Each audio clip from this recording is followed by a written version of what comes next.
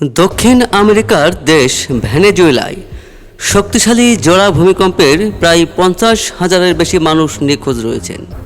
প্রিয়জনের খোঁজে রাজধানী কারাকাস ও আশপাশের এলাকার হাসপাতাল, মর্গ ও অস্থায়ী আশ্রয়কেন্দ্রগুলোতে আহাজারি করছেন স্বজনেরা। গতকাল শুক্রবার 26 জুন আন্তর্জাতিক বার্তা সংস্থা রয়টার্সের প্রতিবেদনে এ তথ্য জানানো হয়। প্রতিবেদন অনুযায়ী গত বুধবার সন্ধ্যায় আঘাত হানা ভূমিকম্পে এ পর্যন্ত নিহতের সংখ্যা বেড়ে 920-এ দাঁড়িয়েছে। আহত হয়েছেন আরও 3,360 জন। বিধ্বস্ত ভবনগুলোর ধ্বংসস্তূপের নিচে এখনও 172 জন আটকা পড়ে রয়েছেন বলে নিশ্চিত করেছে দেশটির সরকার। তবে নিখোঁজ মানুষের সংখ্যা 50,000 ছাড়িয়ে যাওয়ার চূড়ান্ত প্রাণহানি অনেক বেশি হতে পারে বলে আশঙ্কা করা হচ্ছে।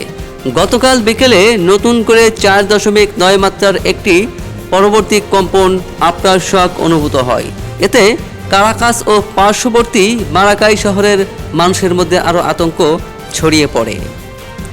বিপুল সংখ্যক মানুষ নিখোঁজ থাকার মধ্যে সবচেয়ে ক্ষতিগ্রস্ত লাগুয়াইরা রাজ্যে। ত্রাণ কার্যক্রমের ধীরগতি নিয়ে চরম ক্ষোভ দেখা দিয়েছে। ভারী যন্ত্রপাতির অভাব ও সরকারি উপস্থিতির সীমিত থাকায় স্বেচ্ছাসেবক ও স্থানীয়রা খালি আটকা পড়েছেন। জেনিফার পালসিওর 6 বছর বয়সী ছেলেসহ পরিবারের আরও 5 সদস্য। তিনি বলেন, মানুষকে জীবিত উদ্ধার করছে স্থানীয় কমিউনিটি। কংক্রিটের চাঙ্গর সরানোর জন্য আমাদের ক্রেন দরকার। এখনও অনেকে আটকা পড়ে আছেন। উপকূলীয় শহর কারবালেদার বাসিন্দা 73 বছর বয়সী আইনজীবী রিকোডো ত্রিয়াস স্বজন হারানোর কষ্টে ভেঙে পড়েছেন। তার 54 বছর বয়সী ধর্ম সন্তান আরমান্দো লোপেজের মরদেহ ধ্বংসস্তূপ থেকে উদ্ধার করা হলেও সেটি ঘটনাস্থলেই পড়ে রয়েছে। তিনি বলেন, আমরা মরদেহটি ফেরত চাই। এটি এখানে পৌঁছে যাচ্ছে, অথচ কোনো ফরেনসিক কর্তৃপক্ষ আসেনি। অন্যদিকে লাগুয়াইয়ার কাতিয়ালামার শহরে ক্ষতিগ্রস্ত একটি দোকান থেকে মানুষজনকে নিত্য প্রয়োজনীয় পণ্য লুট করে দিতে দেখা গেছে। পুলিশ বা ন্যাশনাল গার্ড এই লুটপাট ঠেকাতে কোনো ভূমিকা রাখেনি। জাতিসংঘের প্রাথমিক প্রতিবেদন অনুযায়ী 7.2 ও 7.5 মাত্রার এই দুই ভূমিকম্পে সরাসরি ক্ষয়ক্ষতির পরিমাণ আনুমানিক $670 কোটি, প্রায় 80,000 কোটি টাকা।